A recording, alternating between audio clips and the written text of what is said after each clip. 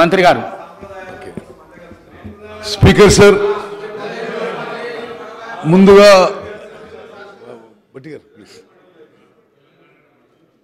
ప్రభుత్వానికి ఇరిగేషన్ సెక్టార్పై శ్వేతపత్రం శాసనసభలో చర్చించడానికి అవకాశం బుక్ ఇచ్చేసారు.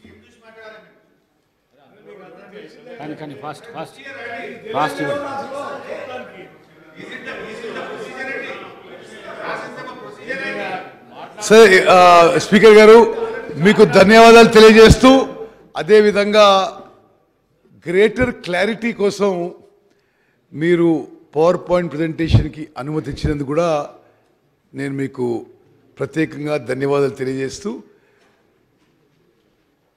Over the next 45 minutes or 1 hour తెలంగాణలో ఇరిగేషన్ సెక్టర్పై జరుగుతున్న అన్ని విషయాలపై ఈ సభలో సభ్యులందరికీ, యావత్ తెలంగాణ ప్రజానీకానికి జరుగుతున్న విషయాలపై ప్రభుత్వం సైడ్ నుంచి మేము వైట్ పేపర్ ప్రజెంట్ చేస్తున్నాం. ముందుగా స్పీకర్ సార్, ఈ వైట్ పేపర్ అనుకుంది ఈ ప్రభుత్వం ఫైనాన్స్ మీద పెట్టడం జరిగింది,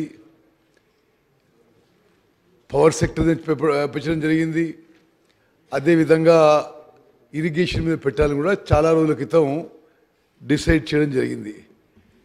ఈ వైట్ పేపర్ పెట్టాలని అనే నిర్ణయం తర్వాత ఈ మధ్య జరిగిన కొన్ని సంఘటనలు నేను ముందుగా ప్రస్తావిస్తున్నాను.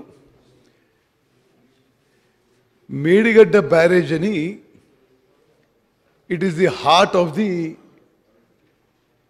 కాళేశ్వరం ప్రాజెక్ట్. కాళేశ్వరం ప్రాజెక్టులో మేడిగడ్డ, అన్నారం, సుందిల్లా 3 బ్యారేజెస్ నిర్మించి, మరి దాని ద్వారా గత ప్రభుత్వం 19 లక్షల ఎకరాలకి నీళ్ళిచ్చే ఆలోచన చేయడం జరిగింది. దురదృష్టవశాత్తు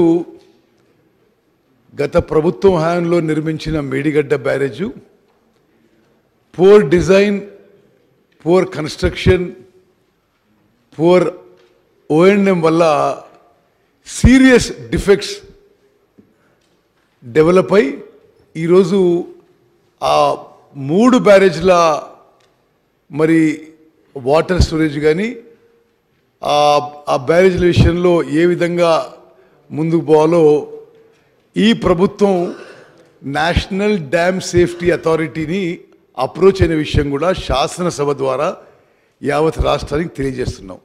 ఇప్పుడు ఎంత సీరియస్గా డ్యామేజ్ జరిగిందో నేను కొన్ని విజువల్స్ ప్రదర్శిస్తున్నాను. ఇది మేడిగడ్డ బ్యారేజ్ పై ఆ రోడ్డు ఏ విధంగా కుంగిపోయిందో ఈ విజువల్లో చూడొచ్చు. ఒకటి స్ట్రైట్ ఫార్వర్డ్ ఫోటోగ్రాఫ్, ఒకటి సైడ్ నుంచి తీసుకున్న ఫోటోగ్రాఫ్. ఎంత క్లియర్గా ఈ మేడిగడ్డ బ్యారేజ్ కుంగిపోయిందో చాలా స్పష్టంగా అవపడుతుంది. నెక్స్ట్, ఇది మేడిగడ్డ బ్యారేజ్లో ఒక పియర్లో తీసుకున్న, ఒక 3-4 రోజుల కింద తీసుకున్న ఫోటోగ్రాఫ్. ఏ విధంగా కట్టిన 3 ఏళ్లకే పూర్తిగా కొలాప్స్ స్టేజ్ వచ్చిందో ఈ ఫోటోగ్రాఫ్ ద్వారా మరి చాలా స్పష్టంగా సభ్యులందరికీ నేను మనవి చేస్తున్నా. నెక్స్ట్, అదేవిధంగా ఈ పియర్ 20 ఏ విధంగా పగిలిపోయి ఆ ఫ్లోర్ సింక్ అవుతుందో ఈ 1 minute వీడియోలో చాలా స్పష్టంగా అవుతుంది.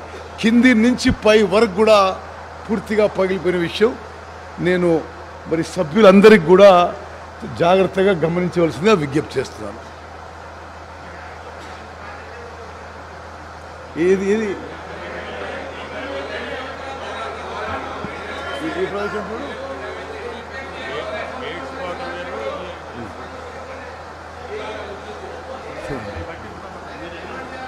ఓకే సరే, ఎంత సీరియస్ డ్యామేజ్ అయిందో, ఎంత సీరియస్ డ్యామేజ్ అయిందో సభలో ఏ పార్టీకి చెందినా దయచేసి గమనించవలసిందిగా నేను సవినయంగా విజ్ఞప్తి చేస్తున్నా. ఎంత సీరియస్ డ్యామేజ్ అయిందో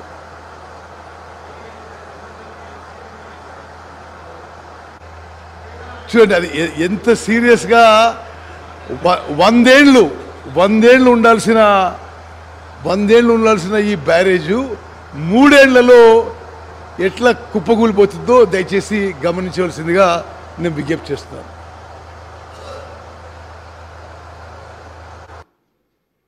ఓకే, ఇప్పుడు సభ దృష్టికి నేను ఇంకొన్ని విషయాలు తీసుకొస్తున్నా. ఒక పెద్ద మనిషి ఏమంటాడు, మాకు అప్పచెప్పండి మేము రిపేర్ చేస్తామంటారు. అసలు మీరు కట్టిందే ఫాల్టీ డిజైను, ఇక మీరు అడగడానికి ఇది ఏ అర్హత ఉందని చెప్పి నేను అదేవిధంగా ఇంకో పెద్ద మనిషి ఇట్లా చేయాలి అట్లా చేయాలని ఉచిత సలహాలు ఇస్తుండు. స్పీకర్ సార్, వాళ్ళ నిర్వాహకం వల్ల, ఫాల్టీ డిజైన్ వల్ల, ఫాల్టీ కన్స్ట్రక్షన్ వల్ల, కరప్షన్ వల్ల, పూర్ ఓఎండ్ఎం వల్ల మేడిగడ్డ బ్యారేజ్ కొలాప్స్ స్టేజ్కి వచ్చింది. ఈ బ్యారేజ్ విషయంలో ఫైనాన్షియల్ విషయంలో కూడా విషయం చెప్పాలి మీకు. ఈ మేడిగడ్డ బ్యారేజ్ టెండరు 1800 కోట్లకు పిలువబడింది. వర్క్ అవార్డ్ అయింది 1800 crores. ఫైనల్గా ఎంత అమౌంట్కి పోయింది స్పీకర్ గారు? 4500 కోట్లకి. అసలు ఎప్పుడు ఎక్కడ స్వతంత్ర భారతదేశంలో గత ప్రభుత్వం చేసిన అవినీతి, కరప్షన్ ఇరిగేషన్ శాఖలో ఎక్కడ జరుగుండదు. ఒక్కొక్క టెండరు, అంటే మేడిగడ్డ బ్యారేజ్ ఒక ఉదాహరణగా, టెండర్ కాల్ ఫార్ చేసింది 1800 crores. ఎల్ఎన్టీకి వర్క్ అవార్డ్ అయింది 1800 crores. అగ్రిమెంట్ అయింది 1800 కోట్లకి. పెంచుతూ 1000 కోట్లు పెంచుతూ పోయి ఫైనల్గా అదే వర్క్ అదే ఏజెన్సీకి 4500 కోట్లకి ఈ ప్రభుత్వం పని చేయించిందంటే ఎంత అవినీతి జరిగిందో ఒక్కసారి ఆలోచన చేయండి. అంటే మరి కాస్ట్లు పెంచుకుంటూ ఆ విధంగా పోవడం సరే. సభ్యులు చెప్పడానికి నేను ఆన్ రికార్డ్ విషయం చెప్తున్నా స్పీకర్ సార్. ఇండిపెండెంట్ ఇండియాలో గత ప్రభుత్వంలో ఇరిగేషన్ సెక్టర్లో జరిగిన అవినీతి ఎక్కడ ఎప్పుడు జరగపోయినని చెప్పుకుంటే మనం చేస్తున్నాం. స్పీకర్ సార్, ఈ విషయాలలో, ఈ డ్యామ్స్ అండ్ బ్యారేజెస్ విషయంలో the national authority is the national dam safety authority. సరే, గత ప్రభుత్వంలో ఉన్న పెద్ద మనుషులు వాళ్ళే చీఫ్ డిజైనర్లు, చీఫ్ ఇంజనీర్లు, చీఫ్ కన్స్ట్రక్టర్లు అన్నీ వాళ్ళే ఉండొచ్చు. కానీ దేశంలో రాజ్యాంగం ప్రకారం మాత్రం national dam safety authority has been created by an act of parliament. భారతదేశంలో ఉన్న డ్యామ్స్, బ్యారేజెస్ అన్నీ మరి ప్రతి సంవత్సరం పరిశీలన చేసి అడ్వైస్ అండ్ డైరెక్షన్స్ ఇవ్వాల్సిన మరి power, responsibility national dam safety authority ఉందని చెప్పి నేను మనం చేస్తున్నాను. ఈ national dam safety authority Medigadda barrage inspect చేసి ఏం రిపోర్ట్ ఇచ్చిందో యథాతథంగా మేము ఒక్క వర్డ్ అటు ఇటు మార్చలేదు అధ్యక్ష. వాళ్ళు ఏం చెప్తే అది మేము యావత్ తెలంగాణ ప్రజానీకానికి తెలియజేయాలని చెప్పి ఆ ఎన్డిఎస్ఏ రిపోర్ట్ ఒక ఎక్సెప్ట్స్ ఇందులో మేము మరి మీ ద్వారా సభ్యులందరికీ, ప్రజలందరికీ తెలియజేస్తారు. The damage occurred due to a combination of issues involving planning, design, quality control and operation maintenance. చాలా స్పష్టంగా ఆ రిపోర్ట్లో మేడిగడ్డ బ్యారేజ్ ఇష్యూలో డిజైన్ కానీ, ప్లానింగ్ కానీ, క్వాలిటీ కంట్రోల్ కానీ, ఓఎండ్ఎం కానీ చాలా మరి నాసిరకం క్వాలిటీ అని చెప్పి ఎన్డిఎస్ఏ వాళ్ళ రిపోర్ట్లో లిఖితపూర్వకంగా ప్రభుత్వానికి మరి రిపోర్ట్ ఇవ్వడం జరిగింది. ఇంకో విషయం స్పీకర్ సార్, అక్టోబర్ 21 ఈ సంఘటన జరిగితే గత ప్రభుత్వం డిసెంబర్ 7 మా ప్రమాణ స్వీకారం వరకు వాళ్ళ ప్రభుత్వం ఉంది. ఏ ఒక్కరోజు కూడా మాజీ ముఖ్యమంత్రి కేసీఆర్ గారు వర్ ఆల్సో ఇరిగేషన్ మంత్రి ఉండే. అక్టోబర్ 21 నుంచి డిసెంబర్ 7 వరకు ఒక్క మాట కూడా మాట్లాడలేని చెప్పిన విషయం మరి సభ్యులందరికీ గుర్తు చేస్తున్నా. అదేవిధంగా ఇప్పుడు ఆ ఎన్డిఎస్ఏ ఏమేమి చేసిందో ఏమేమి రాసిందో మీకు చెప్తున్నా. There appears to be construction deficiency due to lack of stringent quality control. Quality control లేనందున మరి కన్స్ట్రక్షన్లో డెఫిషియన్సీ జరిగిందని నేషనల్ డ్యామ్ సేఫ్టీ అథారిటీ, అదో కాన్స్టిట్యూషనల్ బాడీ, వాళ్ళు లిఖితపూర్వకంగా ప్రభుత్వానికి రిపోర్ట్ ఇచ్చిన విషయం కూడా నేను మనం చేస్తున్నాను. ఇంకో చోట రిపోర్ట్లో there are deficiencies in the project planning and design as well. The barrage has been designed as floating structure but constructed as rigid structure. మరి ఎంత లోపం జరిగిందో దీని ద్వారా సభ్యులందరికీ గమనించాలని చెప్పి నేను మనవి చేస్తాను. అదేవిధంగా 2019లో ఈ బ్యారేజ్ పనులు పూర్తయితే ఏమీ ఇన్స్పెక్షన్ కానీ మెయింటెనెన్స్ కానీ 3-4 ఏళ్ళు ఏమీ జరగలేని విషయం కూడా మరి ఎన్డిఎస్ఏ రిపోర్ట్ తెలియజేస్తుంది. అదేవిధంగా Telangana state dam safety organisation వాళ్ళని ఎన్డిఎస్ఏ ఇది జరగకముందే pre monsoon post monsoon checks చేయాలని చెప్పి లిఖితపూర్వకంగా ఇచ్చిన తెలంగాణలో ఇరిగేషన్ శాఖ ఆ స్టేట్ డ్యామ్ సేఫ్టీ ఆర్గనైజేషన్ ఈ చెక్స్ చేయలేని విషయం కూడా నేను మనం చేస్తున్నా. ఈ 3-4 ఏళ్లలో అనేక సందర్భాల్లో, అంటే ఎవరికి తెలియని విషయాన్ని కూడా కాదు, ఎల్ఎన్టీ ఏజెన్సీ అనేక లెటర్స్ రాసింది, అక్కడ కింద స్థాయి ఇంజనీర్లు అనేక లెటర్స్ రాశారు. అందరి చూస్తుండగానే మరి పూర్తి నిర్లక్ష్యంతో ఈ బ్యారేజ్ ఇప్పుడు కొలాప్స్ అయ్యే పరిస్థితి వచ్చిందని చెప్పి నేను మనవి చేస్తాను. The barrage under the present condition is rendered useless. ఇది ఎన్డిఎస్ఏ రిపోర్ట్లో మేము తీసిన ఎక్సెప్ట్. నెక్స్ట్ అదేవిధంగా వాళ్ళు ఏమన్నారంటే అదే టెక్నాలజీ, అదే మెటీరియల్, అదే సాయిల్ స్ట్రెంత్తో మొత్తం బ్యారేజ్ నిర్మించబడింది. అదేవిధంగా అన్నారం సుందిల్ల బ్యారేజీలు నిర్మించబడ్డాయి. అందుకోసమే లిఖితపూర్వకంగా మేము చెప్తున్నాం, ఇప్పుడు మీరు ఆ రిజర్వాయర్స్ నింపొద్దు అనే విషయం నేషనల్ డ్యామ్ సేఫ్టీ అథారిటీ మన ప్రభుత్వానికి సలహా ఇచ్చిన విషయం కూడా నేను మనవి చేస్తాను. అదేవిధంగా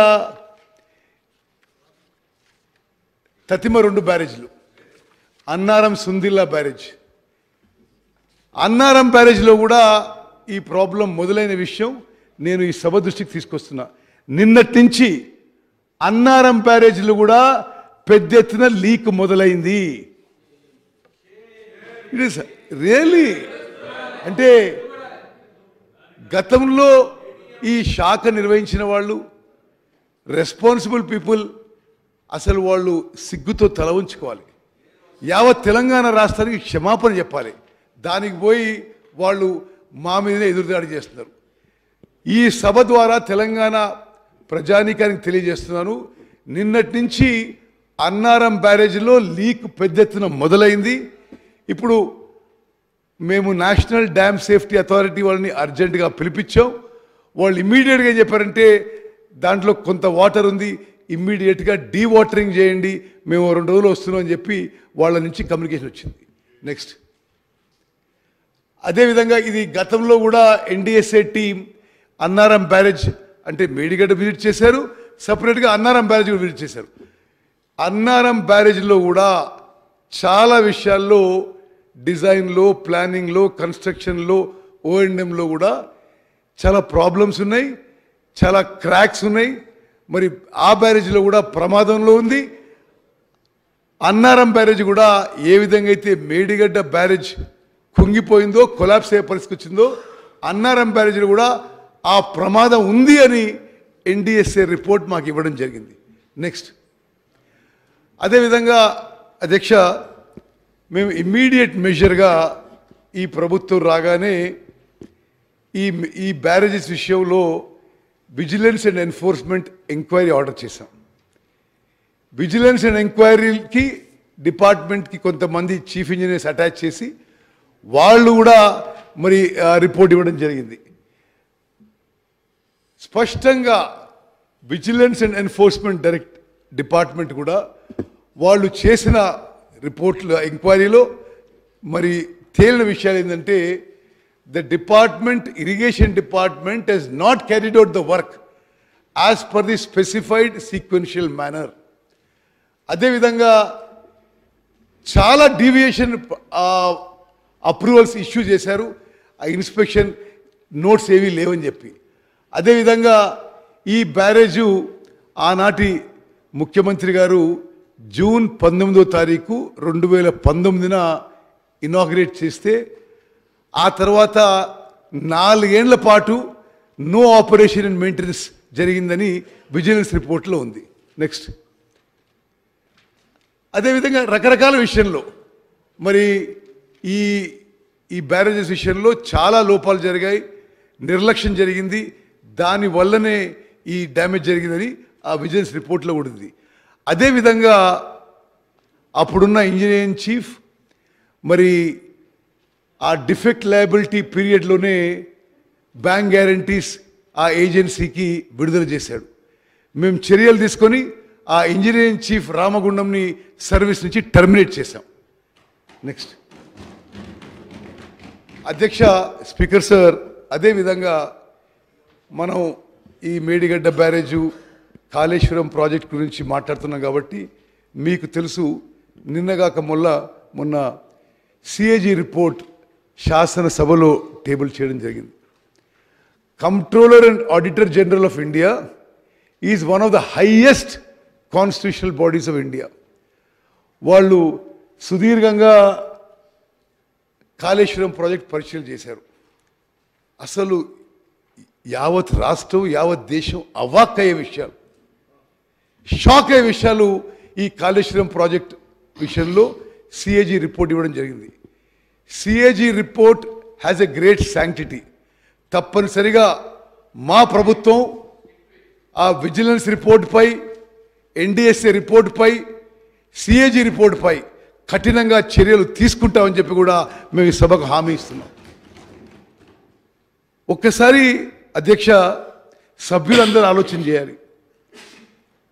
అంతకుముందున్న కాంగ్రెస్ ప్రభుత్వం తుమ్మడిహెట్టి దగ్గర doctor BR Ambedkar Pranahita Chevella project 38,500 కోట్లతో డిజైన్ చేసి 16,40,000 ఎకరాలకి కొత్త ఆయకట్టుకి నీళ్ళు అందించే ప్రపోజల్ తయారు చేయడం జరిగింది.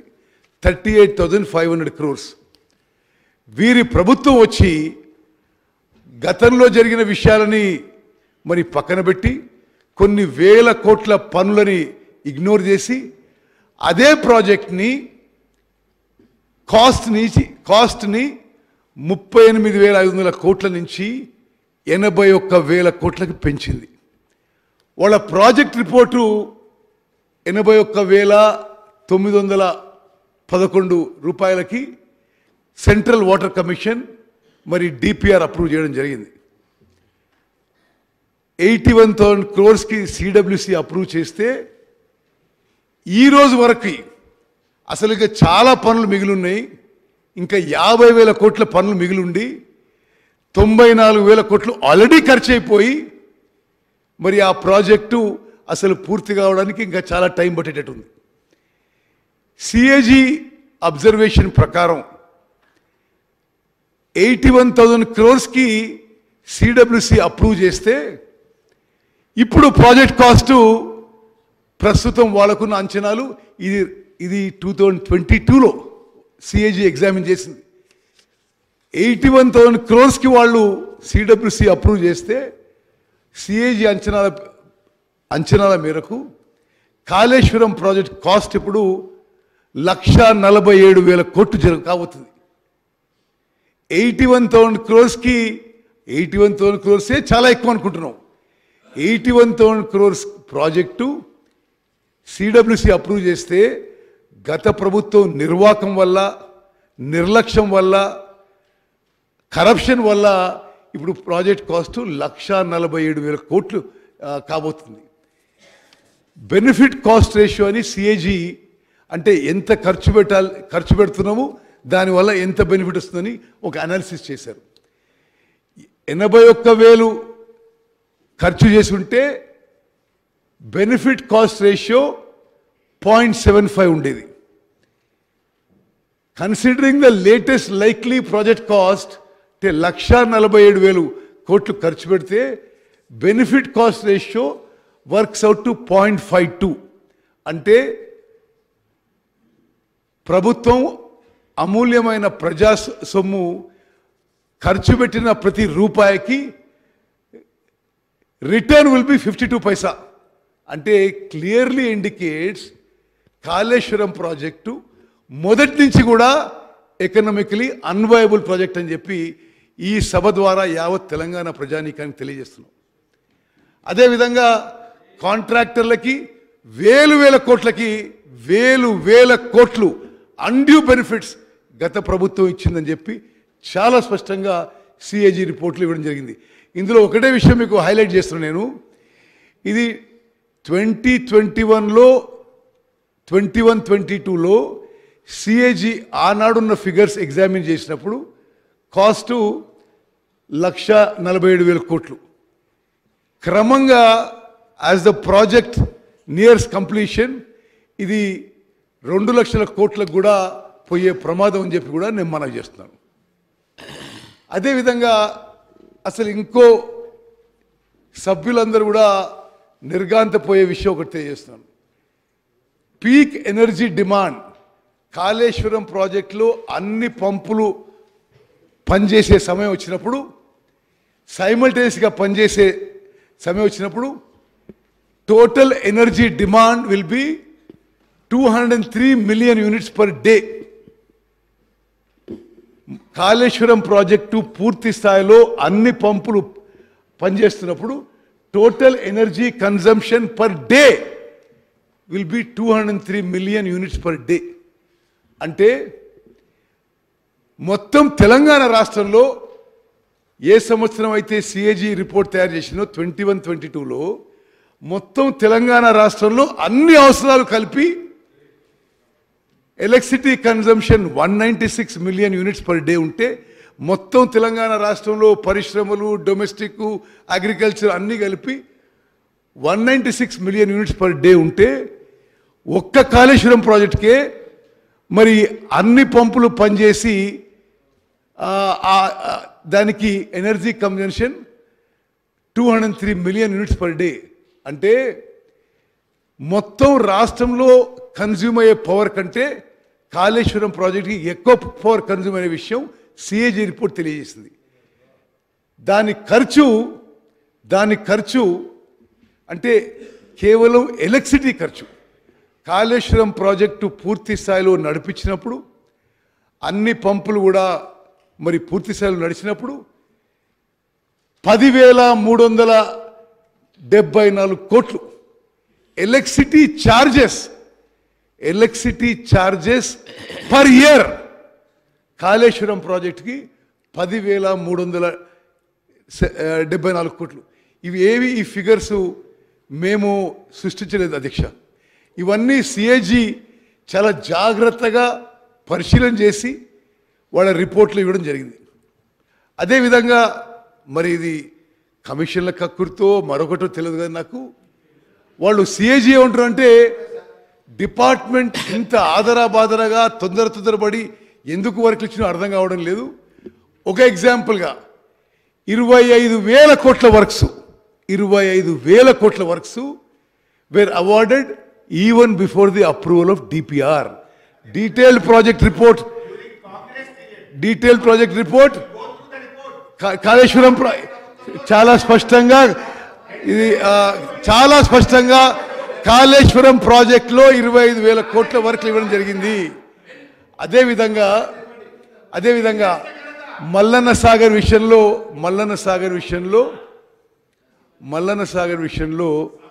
వీళ్ళు చాలా విషయాలు చాలా గొప్పగా చెప్పుకున్నారు. సిఏజీ రిపోర్ట్లో ఒక చాలా ప్రమాదకరమైన అంశం వాళ్ళు ప్రస్తావించారు. Mallanna Sagar is the largest reservoir in the project, constructed with a huge capacity of 50 TMC. A preliminary study revealed that there was a deep-seated vertical fault in the present location. However, the department constructed the reservoir with a total expenditure of 6,000 crores without conducting detailed seismic studies. అంటే చిన్నపాటి అంటే major earthquake కాదు, చిన్నపాటి ఏమన్నా earthquake like seismic disturbance వస్తే ఈ మల్లన్న సాగర్ ప్రమాదంలో ఉంది, దాని కిందున్న జనమంతా ప్రమాదంలో ఉంటారని చెప్పి ఇది సిఏజీ వాళ్ళ రిపోర్ట్లో పేర్కొన్న విషయం మీకు మనం చేస్తాను. నెక్స్ట్ అధ్యక్ష, ఇదిగో నేను ఇంట్రడక్షన్గా ఇచ్చి ఇప్పుడు వైట్ పేపర్ విషయంలో నేను మీకు ప్రజెంట్ చేస్తున్నాను. తెలంగాణకి ఇరువైపులా 2 మహత్తరమైన నదులు ప్రవహిస్తున్నాయి. కృష్ణా గోదావరి 2 నదుల మధ్య ఉన్న భూభాగం 100 మీటర్ల నుంచి 600 మీటర్ల ఎత్తున విస్తరించిన మెట్ట ప్రాంతం మనది. తెలంగాణ రాష్ట్ర భౌగోళిక విస్తీర్ణం 276 లక్షల ఎకరాలు. ఇందులో సాగు భూమి 167 లక్షల ఎకరాలు. తెలంగాణ రాష్ట్రం దాదాపు 3,80,00,000 జనాభాతో 12వ అతిపెద్ద రాష్ట్రంగా ఉంది. గ్రామీణ జనాభాలో 62% కంటే ఎక్కువ మంది కార్మికులు నేరుగా వ్యవసాయ రంగంలో నిమగ్నమై ఉన్నారు. తెలంగాణ రాష్ట్ర స్థూల దేశీయోత్పత్తిలో జిఎస్డిపిలో వ్యవసాయం సుమారు 20% వాటాను అందిస్తుంది. మెట్ట ప్రాంతం యొక్క ఆర్థిక వ్యవసాయ శ్రేయస్సును నిర్ధారించడానికి నీటిపారుదల విస్తరణ మరియు నీటిని అందించడమే ఒక మార్గం. రాష్ట్ర నీటిపారుదల వ్యవస్థను మెరుగుపరచడానికి చారిత్రక కాలం నుండి నిరంతర ప్రయత్నాలు జరిగాయి. కాకతీయుల కాలంలో నిర్మించిన గొలుసుకట్టు చెరువులు మరియు రామప్ప, గణపురం, పాకాల, లక్నవరం జలాశయాల నుంచి ఆయకట్టుకు నీరందించాయి. ఆ తర్వాత నిజాం ప్రభుత్వం నిర్మించిన నీటిపారుదల ప్రాజెక్టులు రైతులని ఆదుకున్నాయి. 1920 నాటికి నిజాం కాలంలోనే మన ప్రాంతంలో మెదక్ జిల్లాలో పోచారం, నల్గొండ జిల్లాలో డిండి, ఖమ్మం జిల్లాలో పాలేరు వైరా ప్రాజెక్టులు, కరీంనగర్లో ఎగోమానేర్ ప్రాజెక్టు, ఆదిలాబాద్లో సదర్మట్ ప్రాజెక్టు, అదేవిధంగా ఫతేనహర్ మరియు మహబూబ్ నహర్ ప్రాజెక్టులు నిర్మించారు. నిజామాబాద్ జిల్లాలో నిజాం సాగర్, ఆదిలాబాద్ జిల్లాలో కడెం ప్రాజెక్టు, మహబూబ్నగర్ జిల్లాలో సరళసాగర్ ప్రాజెక్టు అప్పటి గొప్ప ఇంజనీర్ నవాబ్ అలీ నవాజ్ జంగ్ మార్గదర్శకత్వంలో నిజాం ప్రభుత్వం నిర్మించింది. హైదరాబాద్లో తాగునీటి అవసరాలకు వరదలు నియంత్రించేందుకు మూసీపై హిమాయత్ సాగర్ మరియు ఉస్మాన్ సాగర్ ట్యాంకులు నిర్మించారు. నిజాం కాలంలో నిర్మించిన సదర్మట్, గన్పూర్ ఆనకట్లు 100 ఏళ్లు దాటినా పటిష్టంగా ఉండి ఇప్పటికీ ఆయకట్టుకు నీళ్ళు ఇస్తున్నాయి. సదర్మట్ ఆనకట్కు ప్రపంచ వారసత్వ సంపదగా గుర్తింపు దక్కింది, world heritage day. Nizam Sagar project నిర్మించి 100 ఏళ్లు చేరుతుంది దగ్గర. ఆ ప్రాజెక్టు ఇప్పటికీ పటిష్టంగా ఉంది. హైదరాబాద్ తాగునీటి కోసం నిర్మించిన జంట జలాశయాలు ఉస్మాన్ సాగర్, హిమాయత్ సాగర్ ప్రజల దాహం తీర్చడమే కాదు, పర్యాటక కేంద్రాలుగా విలసిల్లుతున్నాయి. నిజాం జమానాలోని అప్పర్ మానేర్ ఇప్పటికీ పటిష్టంగా ఉంది. దేశానికి స్వాతంత్రం వచ్చిన తర్వాత నిర్మించిన నాగార్జున సాగర్, శ్రీరామ్ సాగర్ ప్రాజెక్టులే ఇప్పటికీ తెలంగాణలో సాగునీటి వరప్రదాయినిగా ఎక్కువ ఆయకట్టు నీళ్ళిస్తున్నాయి. నాటి ప్రభుత్వం నిర్మించిన శ్రీశైలం ప్రాజెక్టు తెలంగాణ కరెంట్ అవసరాలు తీర్చడంతో పాటు నాగార్జున సాగర్, ఎస్ఎల్బిసి, కల్వకుర్ట్ లిఫ్ట్ స్కీమ్కి నీళ్ళు అందిస్తున్నాయి. నీళ్లు, నిధులు, నియామకాలు విషయంలో ఉమ్మడి రాష్ట్రంలో జరిగిన అన్యాయాన్ని ఎదిరించేందుకు తెలంగాణ ఉద్యమం మొదలైంది. ఏళ్లకేళ్లుగా పోరాడి తెలంగాణ ప్రత్యేక రాష్ట్రం సాధించుకున్న ఘనత పోరాటంలో అమరులైన ఎందరో వీరులది, వారి కుటుంబాలది, మన సకల జనులది, సబ్బండ వర్గాలది.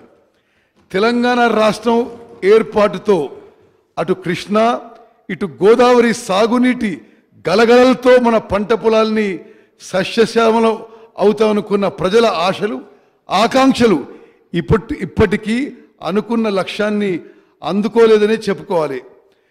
గత ప్రభుత్వ 10 ఏళ్ల పాలనలో నీళ్ల దోపిడీ ఆగకపోగా 4 గింతలైంది. అప్పుడు నీళ్లపై పోరాటం చేసిన ఉద్యమ పార్టీ అధికారంలో వచ్చిన తర్వాత ప్రాజెక్టుల విషయంలో ఒంటెత్తు పోకడలను అనుసరించింది. ఇంజనీర్లు నిపుణుల సలహాలు సూచనలు పట్టించుకోకుండా సొంత ఇంజనీరింగ్ ఆలోచనలతో నీటిపారుదల ప్రాజెక్టుల రీడిజైన్ పేరుతో తెలంగాణకి అన్యాయం చేసింది. కృష్ణా నదీ జలాల్లో తెలంగాణకు న్యాయబద్ధంగా రావాల్సిన వాటాలను సాధించటంలో గత ప్రభుత్వం విఫలమైంది. పరివాహక ప్రాంతానికి అనుగుణంగా నీళ్ల వాటాలకు పట్టుబట్టకుండా ఏపీకి 512 టీఎంసీలు ఇచ్చి తెలంగాణకు 299 టీఎంసీలకే అంగీకరించింది. ఫలితంగా దక్షిణ తెలంగాణలోని ఉమ్మడి మహబూబ్ నగర్, ఉమ్మడి నల్గొండ, ఉమ్మడి ఖమ్మం, రంగారెడ్డి జిల్లాల రైతులకి అన్యాయం చేసింది. 2 రాష్ట్రాలకు నిర్దేశించిన 811 టీఎంసీల్లో కృష్ణా బేసిన్ పరివాహక ప్రాంతం ఆధారంగా మనకు 68% వాటా రావాలి. అంతర్జాతీయ నదీ జలాల న్యాయ సూత్రాలన్నీ అదే విషయాన్ని స్పష్టం చేస్తున్నాయి. దీని ప్రకారం న్యాయబద్ధంగా తెలంగాణకు దక్కాల్సిన 555 టీఎంసీలు తెచ్చుకోవాలనే సోయి గత ప్రభుత్వానికి లేకుండా పోయింది. అటు కృష్ణా గోదావరి బోర్డుల ఏర్పాటు గెజెట్ నోటిఫికేషన్ను గత ప్రభుత్వం అంగీకరించింది. కృష్ణాపై ఉన్న శ్రీశైలం, నాగార్జున సాగర్ ఉమ్మడి ప్రాజెక్టుల నిర్వహణను కేంద్రానికి అప్పగించేందుకు సూచనాప్రాయంగా అంగీకారం తెలియజేసింది. 2014 జూన్ 2న రాష్ట్రం ఏర్పడినప్పటి నుంచి అధికారం నుంచి దిగిపోయే చివరి రోజు వరకు, అంటే 2023 డిసెంబర్ 7వ తేదీ వరకు వివిధ సందర్భాల్లో జరిగిన బోర్డ్ మీటింగ్ మినిట్స్లో అధికారులు రాసిన లెటర్లన్నీ అందుకు సాక్ష్యాలుగా ఉన్నాయి. ఇటు గోదావరి జలాలను ఎత్తిపోసేందుకు ప్రపంచంలోనే అద్భుతమైన ప్రాజెక్టులు కడుతున్నట్టు 1,47,000 కోట్లతో చేపట్టిన కాళేశ్వరం ప్రాజెక్టులో అత్యంత కీలకమైన మేడిగడ్డ బ్యారేజ్ 3 ఏళ్లకే కుంగిపోయింది. నిట్ట నిలువున పియర్లకు ఇప్పటికే పెద్ద పెద్ద పగుళ్లు వచ్చాయి. ఎగున ఉన్న అన్నారం, సుందిల్ల బ్యారేజీలకు బొంగలు పడ్డాయి. ఆ 2 బ్యారేజీలు కూడా ఇలాగే కుంగిపోయే ప్రమాదం ఉందని నేషనల్ డ్యామ్ సేఫ్టీ అథారిటీ హెచ్చరించింది. వీటిలో నీటిని నిల్వ చేస్తే మరింత ప్రమాదం అని సూచించింది. అందుకే గత ప్రభుత్వమే ఎన్నికల ముందు ఆ బ్యారేజీల నుంచి నీళ్లు తీసేసిన విషయం ఈ సభకు నేను గుర్తు చేస్తున్నా. ఇప్పుడేంది, వాళ్లే అప్పుడు నీళ్లు తీసేసి మొన్న ఏమంటారు, అరే నేనుంటే నీళ్ళు నింపేవాళ్ళంటారు వాళ్ళు. అటు కృష్ణా జలాల నిర్వాహకం, ఇటు గోదావరి మీద నిర్మించిన లిఫ్ట్లు, బ్యారేజీలు, పంప్ హౌజ్ల విధ్వంసంతో తెలంగాణ సాగునీటి పారుదల వ్యవస్థ చిన్నాభిన్నమైంది. నీటి ప్రాజెక్టుల పేరిట 1.81 లక్షల కోట్లు 1.81 lakh crores ఖర్చు పెట్టడంతో రాష్ట్ర ఆర్థిక వ్యవస్థకు శరాఘాతం తగిలింది.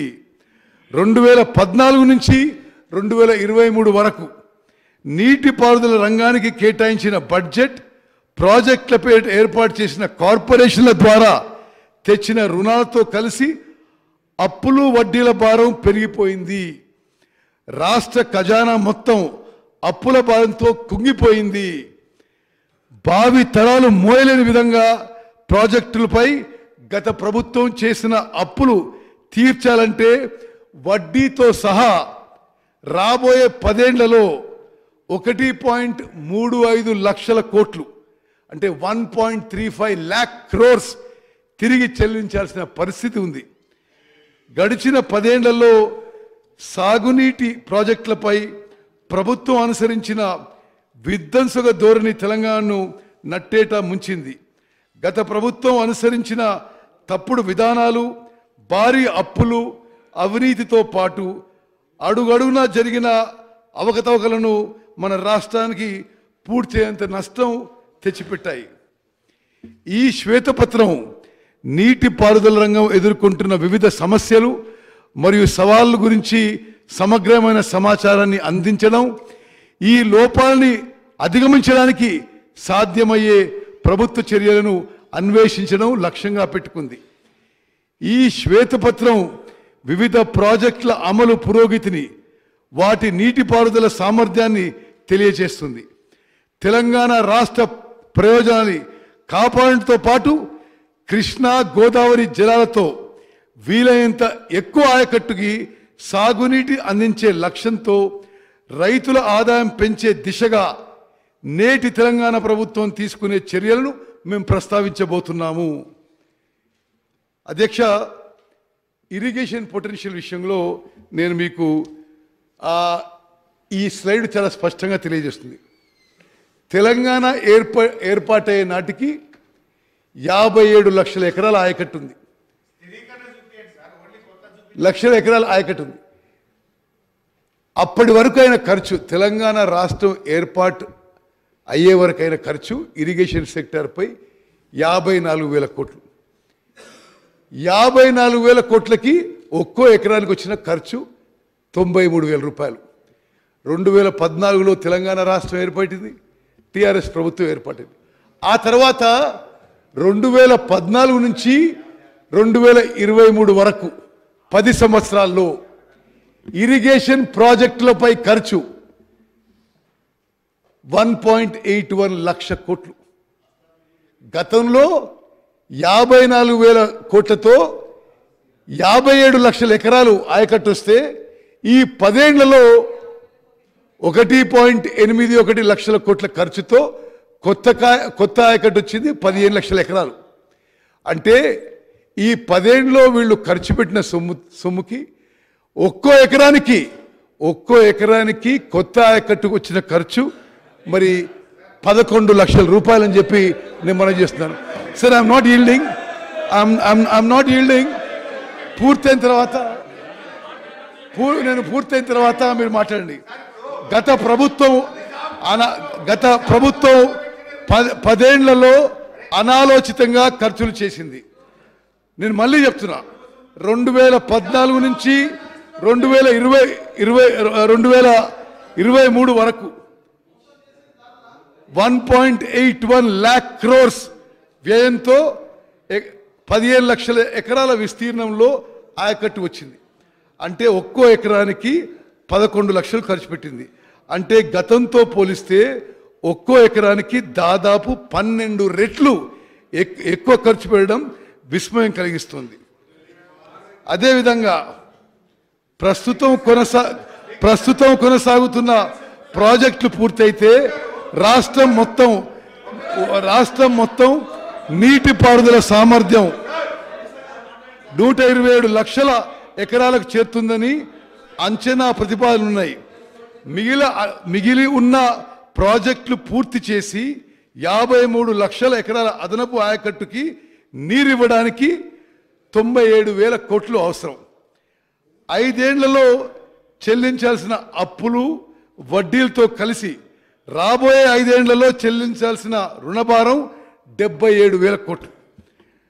మిగిలినవి కూడా పూర్తి చేయాలంటే మొత్తం ప్రాజెక్టులకు చేయవలసిన వ్యయం 1,70,000. అదేవిధంగా అధ్యక్ష, ఈ స్లైడ్ ద్వారా మరోసారి నేను ఇది భారీ మధ్య తరహా ఐడిసిలో ఎంత దేనికి ఖర్చయింది మరి 2014కి ముందు 2014 తర్వాత స్పష్టంగా తెలియజేయడం జరిగింది. నెక్స్ట్, రాష్ట్రంలో కొన్ని మేజర్ ఆన్గోయింగ్ ప్రాజెక్ట్స్కి మరి 2014 ముందు ఎంత ఆయకట్టు, 2014 నుంచి 2023 వరకు ఎంత ఆయకట్టు కొత్తగా సృష్టించబడదు, ఈ రైట్ ద్వారా తెలియజేసినాం. మరి ఇందులో ఇది 9 మేజర్ ప్రాజెక్ట్స్ ఇన్ తెలంగాణ. ఇందులో కేవలం కాళేశ్వరం ప్రాజెక్టు ఈ ప్రభుత్వ హయాంలో మొదలైంది. తత్తిమ ప్రాజెక్టు చొక్కారావు దేవాదుల ప్రాజెక్టు కానీ, కల్వకుర్తి కానీ, ఏఎంఆర్పి ఎస్ఎల్బిసి కానీ, శ్రీరామ్ సాగర్ కానీ, శ్రీరామ్ సాగర్ ప్రాజెక్ట్ నుండి ఫ్లడ్ ఫ్లో కానీ, భీమా కానీ, నెట్టెంపాడు కానీ, శ్రీపాద సాగర్ ఎల్లంపల్లి కానీ గత ప్రభుత్వంలో మొదలైన విషయం నేను మీకు మనవి చేస్తున్నాను. నెక్స్ట్ మరి కృష్ణా బేసిన్లోని ప్రాజెక్టులు. కృష్ణా నదిపై నిర్మించిన ప్రాజెక్టులో ముఖ్యమైనవి నాగార్జున సాగర్, శ్రీశైలం, ప్రియదర్శిని జూరాల ప్రాజెక్టు, నెట్టెంపాడు, భీమా, కోయిల్ సాగర్, కల్వకుర్తి, ఆర్డిఎస్, పాలమూరు రంగారెడ్డి. కృష్ణా నదిపై ఉన్న జూరాల, నాగార్జున సాగర్ డ్యాంల నుంచి నీరు గ్రావిటీ ద్వారా చేరుతోంది. తుంగభద్రపై కట్టిన రాజోలి బండ, మూసీపై ఉన్న మూసీ ప్రాజెక్టు, డిండి పైన కట్టిన డిండి ప్రాజెక్టు నుంచి ప్రవాహ మార్గంగానే పొలాలకు చేరుతుంది. మిగతా ప్రాజెక్టులు లిఫ్టుల ద్వారా ఆధారపడ్డాయి, లిఫ్టుల పైన ఆధారపడ్డాయి. కృష్ణా ప్రాజెక్టుల విషయంలో, కృష్ణా నదీ జలాల విషయంలో తెలంగాణకు ముందు నుంచి అన్యాయమే జరిగింది. గడిచిన 10 ఏళ్లలోనూ ఈ ప్రాజెక్టులను గత ప్రభుత్వం నిర్లక్ష్యం చేసింది. దీంతో దక్షిణ తెలంగాణలోని మహబూబ్ నగర్, రంగారెడ్డి, నల్గొండ, ఖమ్మం జిల్లాలకు తీవ్ర అన్యాయం జరిగింది. కృష్ణా నీళ్లలో తెలంగాణకు అన్యాయం జరిగిందనే ప్రత్యేక రాష్ట్ర ఉద్యమం మొదలైంది. శ్రీశైలం నీళ్లను పోతిరెడ్డిపాడు హెడ్ రెగ్యులేటర్ ద్వారా పెన్నా బేసిన్లోని రాయలసీమకు తరలించుకుపోతున్నారనే అప్పుడున్న 10 జిల్లాలు ఒక్కటై కొట్లాడాయి. పోతిరెడ్డిపాడు హెడ్ రెగ్యులేటర్ కెపాసిటీని 11,000 క్యూసెక్లు నుంచి 14,000 క్యూసెక్లు పెంచినప్పుడు, 44,000 క్యూసెక్లు పెంచినప్పుడు ప్రశ్నించిన పార్టీ నేతలు అధికారంలోకి వచ్చిన తర్వాత కృష్ణా ప్రాజెక్టులు గాలి కొదిలేశారు. 2020లో పోతిరెడ్డిపాడును 20,000 క్యూసెక్లకు పెంచడంతో పాటు 2020లో పోతిరెడ్డిపాడును 80,000 క్యూసెక్లకు పెంచడంతో పాటు పక్కనే రాయలసీమ లిఫ్ట్ ఇరిగేషన్ స్కీమ్ నిర్మాణం చేపట్టేందుకు ఏపీ ప్రభుత్వం జారీ చేసిన జియో జారీ చేస్తే ప్రేక్షక పాత్ర పోషించారు.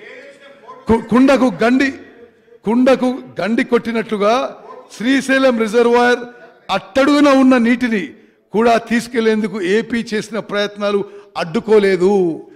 రాయలసీమ లిఫ్ట్ ఇరిగేషన్ స్కీమ్ 797 లెవెల్లో కట్టి మొత్తం శ్రీశైలం ఖాళీ చేయడానికి ఆంధ్రప్రదేశ్ ప్రభుత్వం చర్యలు తీసుకున్నా గత ప్రభుత్వం ఏమీ చేయలేదు.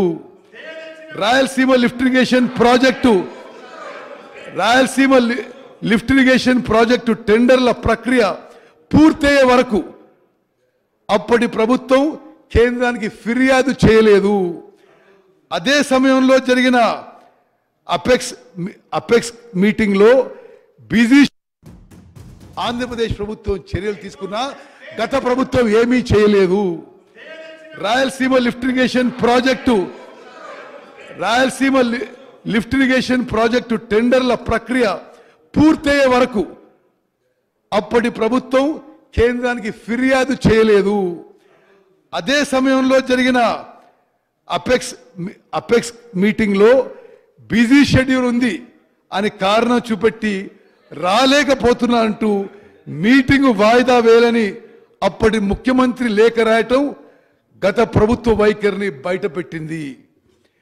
మహబూబ్ నగర్ చెందిన రైతు ట్రిబ్యునల్ని ఆశ్రయించి స్టే తెచ్చేంత వరకు అప్పటి ప్రభుత్వం నిద్ర నటించింది. గత ప్రభుత్వ నిర్వాకంతో కృష్ణా జలాలను ఆంధ్రప్రదేశ్ యథేచ్ఛగా తమ ప్రాంతానికి మళ్లించుకుంటోంది. పోతిరెడ్డిపాడు, సంగమేశ్వరం, ముచ్చుమర్రి నుంచి రోజుకు 9.5 టీఎంసీల నీటిని ఏపీ ఖాళీ చేస్తోంది. జలాశయం నిండక ముందే నీళ్లు తరలించకపోయేలా ఈ ప్రాజెక్టులు కట్టుకుంది. శ్రీశైలం నీళ్లను మళ్లించి రాయలసీమ రత్నాల సీమగా మార్చడానికి ఆనాటి సీఎం ఏపీకి సహకరించడం తెలంగాణ భవిష్యత్తుకు తీరని నష్టం తెచ్చిపెట్టింది. తెలంగాణ రాష్ట్రం ఏర్పడ్డ తర్వాత మొట్టమొదటిగా పునాది రాయి వేసిన Palamuru Rangareddy lift irrigation scheme కింద, అధ్యక్ష ఈ ఫిగర్ మీరు గమనించాలి, తెలంగాణ రాష్ట్రం ఏర్పడిన తర్వాత మొట్టమొదటిగా పునాది రాయి వేసిన Palamuru Rangareddy lift irrigation scheme కింద 27,000 కోట్లు ఖర్చు పెట్టి 27,000 కోట్లు ఖర్చు పెట్టినా ఒక్కెకరం కూడా కొత్త ఆయకట్టు సాగులోకి రాలేదనే విషయం ఈ సభ దృష్టికి తీసుకొస్తున్నారు. 2 టీఎంసీల నీటిని లిఫ్ట్ చేసేందుకు చేపట్టిన ఈ ప్రాజెక్టును అకారణంగా 1 టీఎంసీకి కుదించారు. ఎన్నికల ముందు నార్లాపూర్ పంప్ హౌస్ నుంచి 1 మోటార్ మాత్రమే నడిపించి కొన్ని నీళ్లు పోయించారు. అదేవిధంగా పాలమూరు రంగారెడ్డి ఫౌండేషన్స్ వేసిన తర్వాత మరి డిండి ప్రాజెక్ట్ కూడా ఫౌండేషన్ వేసి డిండి ప్రాజెక్ట్ కూడా పెండింగ్ జాబితాలోనే పడిపోయింది. ఎస్ఎల్బిసి టన్నెల్ పనులు ఇప్పటికీ పూర్తి కాలేదు. తెలంగాణ ఉద్యమంలో ఆర్డిఎస్ నీళ్ల సాధన కోసం పాదయాత్ర చేసిన పార్టీ అధికారంలో ఉన్నప్పుడు ఆర్డిఎస్ ఆధునీకరణను మర్చిపోయింది. దీన్ని సప్లిమెంట్ చేయడానికి తుమ్మిళ్ల పేరుతో లిఫ్ట్ పెట్టి ఒక్క మోటార్తో నీళ్లు పోయించి ఆర్పాటం చేశారే తప్ప ఆ పనులు పూర్తి చేయలేదు. దీంతో ఆర్డిఎస్ ఆయకట్టు 1 ఎకరం కూడా పెరగలేదు. గత ప్రభుత్వం అనుసరించిన దుర్నీతి కారణంగా ఇప్పుడు శ్రీశైలంపై ఆధారపడ్డ మహబూబ్ నగర్ జిల్లాలోని ప్రాజెక్టుల భవితవ్యం ప్రమాదంలో పడినట్లయింది. ప్రధానంగా నాగార్జున సాగర్లో నీటి నిల్వలు తగ్గిపోతున్నాయి. దీనిపై ఆధారపడ్డ నల్గొండ ఖమ్మం జిల్లాల ఆయకట్టు రైతులు నష్టపోతున్నారు.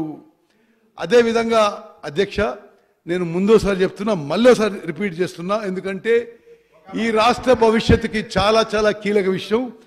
కృష్ణా జలాల నీటి వాటాల్లో అన్యాయం.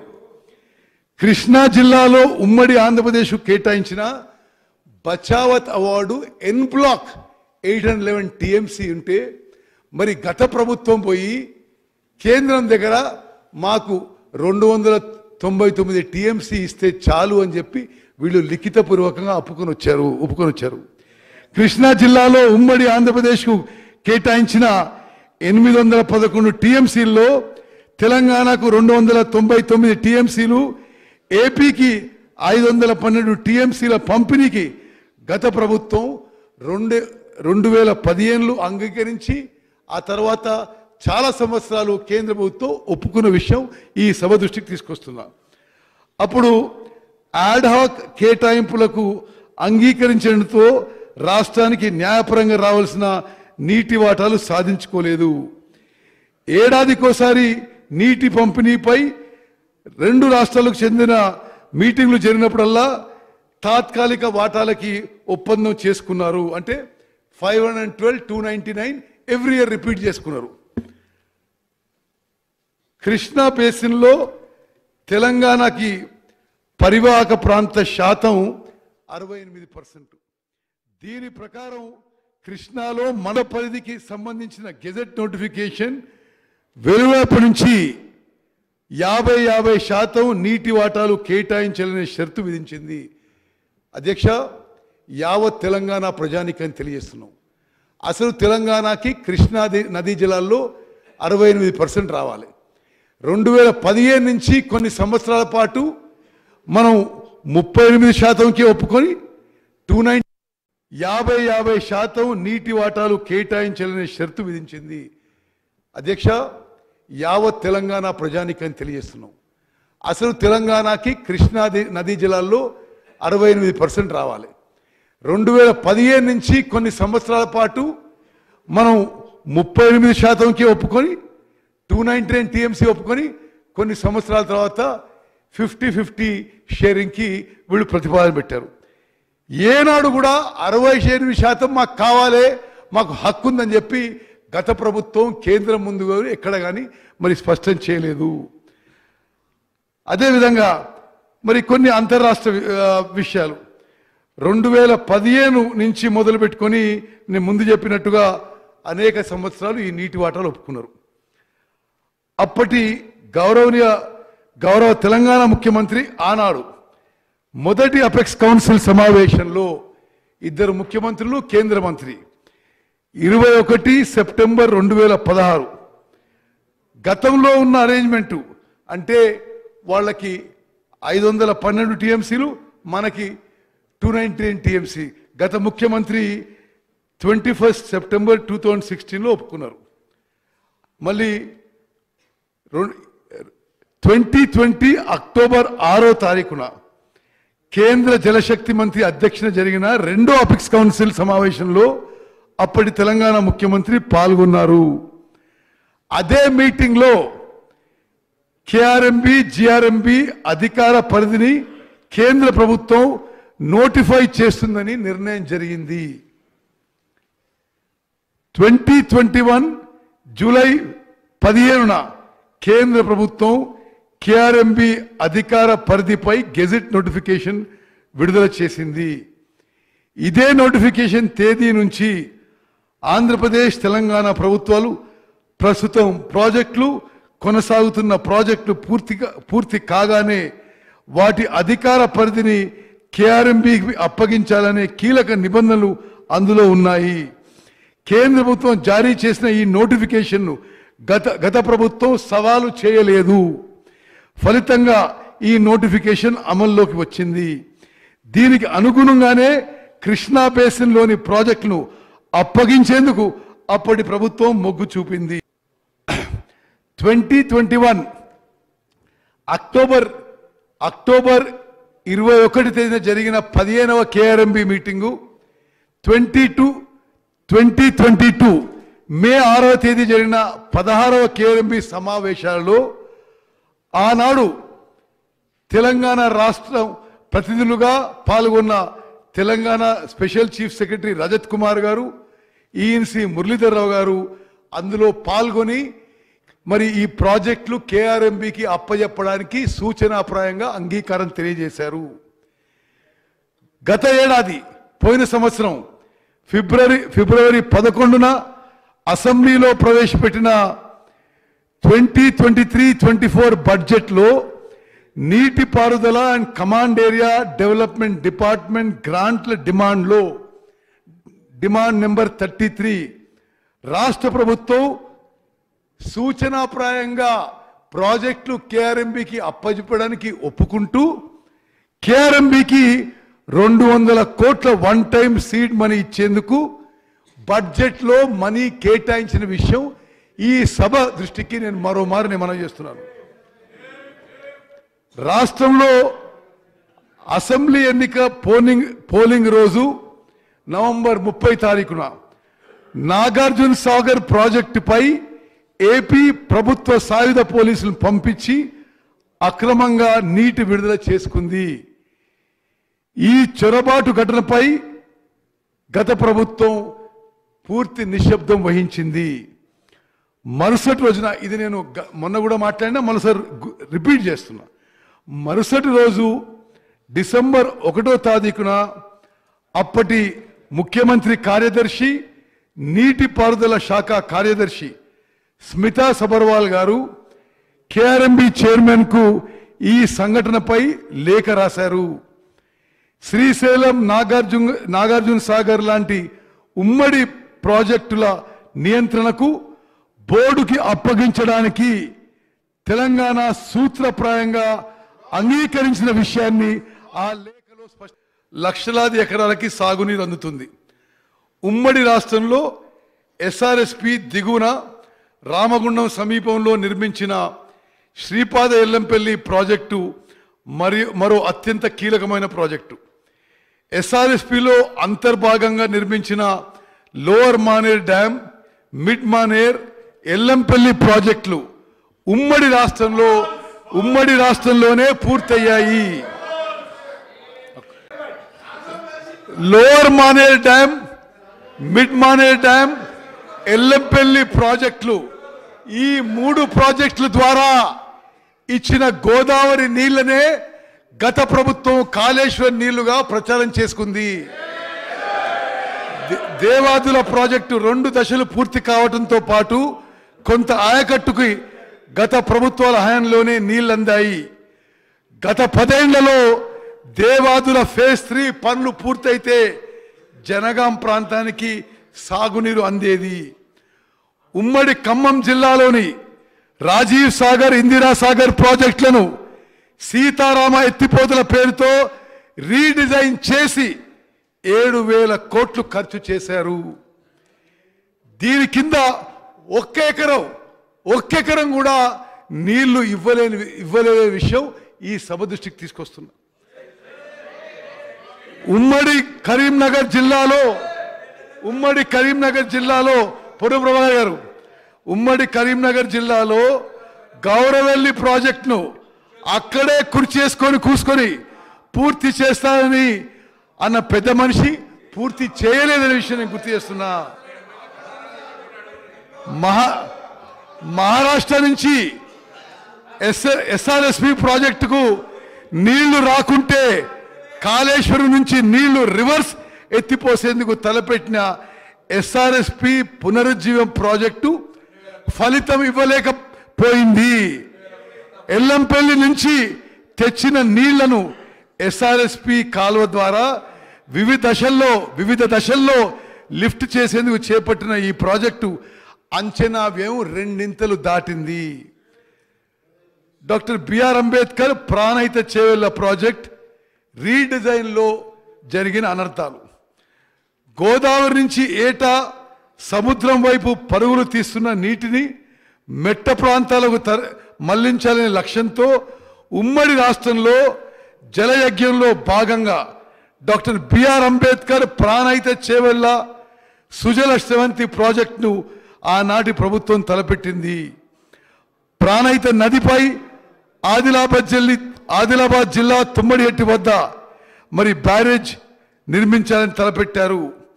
వార్దా, వైన్గంగా నదులు కలిసి ప్రాణహిత నదిగా మారే స్థానం ఇది.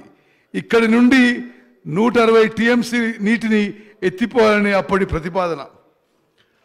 ఈ ప్రాజెక్టు డిజైన్ ప్రకారం తుమ్మడిహెట్టి నుండి నీటిని వివిధ దశల్లో పంపింగ్ చేస్తూ 600 మీటర్ల ఎత్తున చేవెళ్ల వరకు వివిధ దశల్లో నీటిని లిఫ్ట్ చేయాల్సి ఉండే. 8 ఉమ్మడి జిల్లాల్లో 16,40,000 ఎకరాలకు సాగునీరు అందించడంతో పాటు దారిలో ఉన్న గ్రామాలకు, హైదరాబాద్ నీటి తాగునీటి అవసరాలకు, పారిశ్రామిక అవసరాలకు నీటిని కేటాయించే ప్రణాళిక. ఈ ప్రాజెక్టును 38,500 కోట్లతో మొదలు పెట్టగా గత ప్రభుత్వం రీడిజైన్ పేరుతో దీన్ని కాళేశ్వరం ప్రాజెక్టుగా మార్చి నిర్మాణ వ్యయాన్ని గత ప్రభుత్వం 1,47,000 కోట్లకు పెంచిన విషయం ఈ సభ ద్వారా నేను మరోసారి మరి ప్రజలకు తెలియజేస్తున్నాను.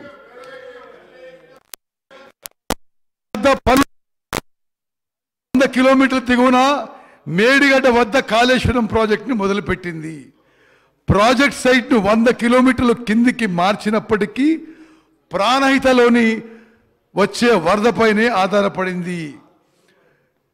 తుమ్మడి నుంచి ఒక స్టేజ్లో ఎల్లంపల్లికి నీటిని పంపు చేసే ఆస్కారం ఉన్నా దాన్ని పక్కన పెట్టి 3 స్టేజీల్లో నీళ్లు ఎత్తిపోయటం నిర్వహణ పరంగా అది ఆర్థికంగా భారంగా మారింది. కేవలం 21 మీటర్లు మాత్రమే నీటిని ఎత్తిపోస్తే ఎల్లంపల్లికి నీళ్లు చేరడానికి 3 స్టేజీల్లో 50 మీటర్లు తప్పుడు ప్రణాళికలు ఆలోచనలు చేశారు. ప్రాణహిత చేవెళ్ల ప్రాజెక్టును అర్ధాంతరంగా ఆపేయడంతో నష్టం జరిగింది. తుమ్మడిహెట్టి నుంచి 4 ప్రాజెక్ట్ ప్యాకేజీల్లో మైలారం వరకు 71 కిలోమీటర్లు గ్రావిటీ కాలువ తవ్వి లైనింగ్ చేసి వృధాగా వదిలేశారు. ఎల్లంపల్లికి ఎగువన 4-5 ప్యాకేజీల్లో 56,000 ఎకరాల ఆయకట్టుకు నీళ్లు అందకుండా పోయింది. తుమ్మడి ఎట్టి కడితే ఇప్పటికే తవ్విన 2 టీఎంసీల గ్రావిటీ కాలువను ఉపయోగించుకొని ఆసిఫాబాద్, సిర్పూర్, బెల్లంపల్లి, చెన్నూరు, మంచిర్యాల నియోజకవర్గంలోని 2 లక్షల ఎకరాలకు నీళ్లు అందుతాయని ఆశపడ్డ రైతులు మోసపోయారు. అధ్యక్ష, వికారాబాద్ విషయం కూడా మీరు గమనించాలి. ఇటు రంగారెడ్డి జిల్లాలో 4 లక్షల ఎకరాల ఆయకట్టుకి నీరు అందకుండా పోయింది. చేవెళ్ళ, తాండూరు, పరిగి, వికారాబాద్ నియోజకవర్గంలోని ఆయకట్టును పాలమూరు రంగారెడ్డి ప్రాజెక్టులో చేర్చారు. కానీ ఆ ప్రాజెక్ట్ని 2 టీఎంసీలకి 2 టీఎంసీల నుండి తగ్గించి 1 టీఎంసీకి కుదించడంతో మొత్తంగా చేవెళ్ల ప్రాంత ఆయకట్టు ప్రమాదంలో పడింది. రీడిజైనింగ్ ఫలితంగా అధ్యక్ష, కరెంటు బిల్లు 10 రెట్లు పెరిగింది. 160 టీఎంసీలు ఎత్తిపోసే ప్రాణహిత కరెంటు బిల్లు 1000 కోట్లు మాత్రమే అవుతుందని అప్పట్లో అంచనా వేశారు. ఇప్పుడు కాళేశ్వరం నుంచి నీటిని లిఫ్ట్ చేసేందుకు ఏడాదికి 10,000 కోట్ల కరెంటు బిల్ అవుతుంది. కాళేశ్వరం ప్రాజెక్టు గురించి నేను కొన్ని విషయాలు ఈ సభ ద్వారా యావత్ తెలంగాణ ప్రజానికి తెలియజేయాలి. క్యాగ్ రిపోర్ట్లోనే సంవత్సరానికి 10,000 కోట్లు ఖర్చు అవుతుంది.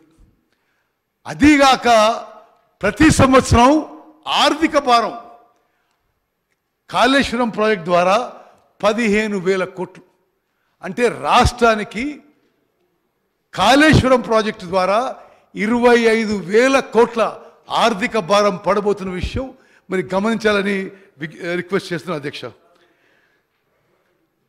కాళేశ్వరం సమీపంలోని మేడిగడ్డ వద్ద గోదావరి నదిపై బ్యారేజ్ నిర్మించి అక్కడి నుంచి అన్నారం, అక్కడి నుంచి సుందిల్ల 3 చోట్ల 180 టీఎంసీల నీటిని లిఫ్ట్ చేసి శ్రీపాద ఎల్లంపల్లి ప్రాజెక్టుకు నీటిని లిఫ్ట్ చేసి తెలంగాణలోని 7 ఉమ్మడి జిల్లాలకు సాగునీటి అందించేందుకు ఈ భారీ ప్రాజెక్టు చేపట్టారు.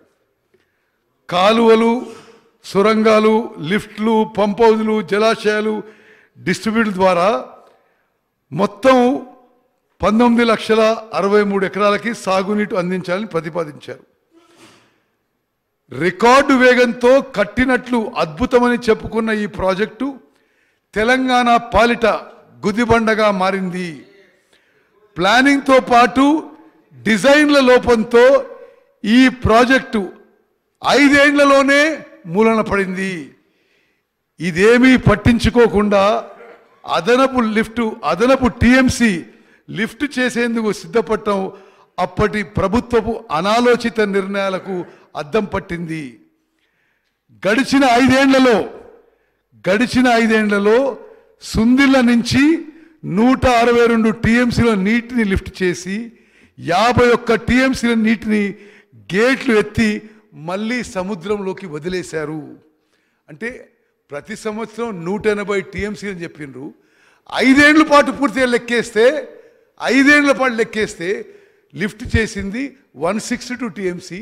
162 టీఎంసీలో మళ్ళీ 51 టీఎంసీ వదిలేశారు. దీంతో ఎత్తిపోతలకు ఖర్చు పెట్టిన నిధులన్నీ గోదావరి పాలయ్యాయి. మేడిగడ్డ నుంచి నీటిని ఎత్తిపోసడంతో ఎగువ నుంచి భారీ వరద వస్తే ఎల్లంపల్లి, సుందిల్ల, అన్నారం, మేడిగడ్డ గేట్లు ఎత్తి అప్పటి వరకు లిఫ్ట్ చేసిన నీటిని వృధాగా సముద్రంలోకి వదిలేయాల్సి వచ్చింది. ఈ ప్రాజెక్టుగా అయ్యే కరెంటు బిల్లులు సరే నేను గతంలో చెప్పిన మళ్ళీ రిపీట్ చేయను. కాళేశ్వరం మరి ప్రాజెక్టుగా అయ్యే కరెంటు బిల్లు 10,000 కోట్లు. మరి అధ్యక్ష, హరీష్ రావు గారు మధ్యలో ఏదో ప్రొటెస్ట్ చేస్తుండే ఒక క్లారిఫికేషన్ ఇస్తున్నానికి మిడ్ మానేర్ ప్రాజెక్టు 2007లో మొదలుపెట్టిన విషయం ఒకసారి నేను గుర్తు చేస్తున్నాను. అధ్యక్ష, అదేవిధంగా కాళేశ్వరం కట్టినప్పటి నుంచి ఈ ప్రాజెక్టు పోలీసు పహారా ఉండి నిషేధిత ప్రాంతంగానే ఉండిపోయింది. 2022 జూలై 14న గోదావరి వరదల్లో అన్నారం, కన్నెపల్లి పంప్ హౌజులు నీట మునిగాయి. మోటార్లకు రక్షణగా నిర్మించిన ప్రొటెక్షన్ వాల్ కూలిపోయింది. అప్పుడే భారీ నష్టం జరిగింది. కాళేశ్వరం ప్రాజెక్టులో అత్యంత కీలకమైన మేడిగడ్డ బ్యారేజ్ 2023 అక్టోబర్ 21న కుంగిపోయింది. దీంతో ఈ ప్రాజెక్టులోని మిగతా బ్యారేజీల భవితవ్యం ప్రశ్నార్థకంగా మారింది. అధ్యక్ష, ఇది మా ఒపీనియన్ కాదు, ఇది నేషనల్ డ్యామ్ సేఫ్టీ అథారిటీ, ఇది మొత్తం జాతీయ స్థాయిలోనే డ్యామ్స్ బ్యారేజ్ మీద ఎక్స్పర్ట్ బాడీ. వాళ్ళు లిఖితపూర్వకంగా ఇచ్చారు. ఈ మేడారం, అన్నారం, మేడిగడ్డ, అన్నారం, సుందిల్లా బ్యారేజీలు ఒకే టెక్నాలజీతో కట్టారు. మేడిగడ్డకి జరిగిన నష్టం అన్నారం, సుందిల్లలో కూడా జరిగే ప్రమాదం ఉందని చెప్పి స్పష్టంగా లిఖితపూర్వకంగా ఇవ్వడం జరిగింది. మరి ఇది వైట్ పేపర్లో ఉన్నట్టుగా నేను ఎన్డిఎస్ఏ రిపోర్టు, విజిలెన్స్ రిపోర్ట్ మళ్ళీ రిపీట్ చేయను. I'll go on to the next subject. అధ్యక్ష, ఏ ప్రాజెక్ట్ అయినా ఫైనాన్షియల్ వైబిలిటీ, కొంత ఫైనాన్షియల్ డిసిప్లిన్తో చేస్తే రాష్ట్రానికి మేలు జరుగుతుంది. గత ప్రభుత్వం 10 ఏళ్లలో అడ్డగోలుగా అవినీతి, ఫైనాన్షియల్ డిసిప్లిన్ లేకపోవడం ఈ రాష్ట్రానికి పర్మనెంట్గా శాపంగా మారబోతుంది. వాళ్ళు వదిలిపెట్టిపోయిన లక్షల కోట్ల అప్పులు మరి తెలంగాణ ప్రజానీకానికి ఎప్పటికీ గుదిబండగా మారబోతున్నాయి. బడ్జెట్ కేటాయింపులు, ఖర్చుల వివరాలు. తెలంగాణ ప్రాంతంలో సాగునీటి రంగానికి ఇప్పటి వరకు మొత్తం కేటాయించిన budget 1.87 lakh crores. 1.87 lakh crores. ఇందులో తెలంగాణ రాష్ట్రం ఏర్పాటు వరకు కేటాయించిన సొమ్ము 54,000 కోట్లయితే తెలంగాణ రాష్ట్రం ఏర్పడిన తర్వాత మరి 1.33 lakh crores కేటాయింపడం జరిగింది. ఇది జస్ట్ గో బ్యాక్. ఈ బడ్జెట్ని ఈ టేబుల్ ద్వారా పూర్తిగా వివరించాం. ఎందుకు ఇంత డిఫరెన్స్ అంటే, బడ్జెట్ కేటాయించి సరిగ్గా ఉపయోగిస్తే బాగుండేది. వేస్ట్ఫుల్, అన్ప్రొడక్టివ్ ఎక్స్పెండిచర్, కరప్షన్తో అదంతా కూడా లోన్ రూపంలో వచ్చిన అది కూడా తెలంగాణ రాష్ట్ర ప్రజలకి శాపంగా మారిపోయింది. మరి సంవత్సరం వారీగా చేసిన ఖర్చుల వివరాలు. మొత్తం ఖర్చు పెట్టింది 2,35,000 కోట్లు. ఇందులో తెలంగాణ రాష్ట్రం ఏర్పాటు కాకముందు ఖర్చు పెట్టింది 54,000 కోట్లు. తెలంగాణ ఏర్పడిన తర్వాత అంటే 1 జూన్ 2014 తర్వాత ఖర్చు పెట్టింది 1,81,000 కోట్లు. 1.81 lakh crores. నేను మళ్ళీ రిపీట్ చేస్తాను అధ్యక్ష. రాష్ట్ర ఏర్పాటుకు ముందు చేసిన ఖర్చు 54,000 కోట్లయితే అది కేవలం రాష్ట్ర నిధులు, రాష్ట్ర ఖజానా నుండి మాత్రమే ఖర్చు చేయబడింది. రాష్ట్రం ఏర్పడిన తర్వాత ఖర్చు చేసిన 1.81 lakh crores-లో 84,000 కోట్లు లోన్ ద్వారా, హై కాస్ట్ లోన్ ద్వారా తీసుకొచ్చిన విషయం కూడా నేను మీ ద్వారా యావత్ తెలంగాణ ప్రజానీకానికి తెలియజేస్తున్నాం. నీటిపారుదల వివరాలు, ఆర్థిక విశ్లేషణ. రాష్ట్రంలోని నీటిపారుదల ప్రాజెక్టులకు 2014 వరకు రాష్ట్ర బడ్జెట్ నుండే పూర్తిగా నిధులు కేటాయించారు. అయితే 2014 నుంచి 2023 వరకు నీటిపారుదల ప్రాజెక్టులకు రాష్ట్ర నిధుల శాతం 100% నుంచి 47%కి తగ్గుతూ వచ్చింది.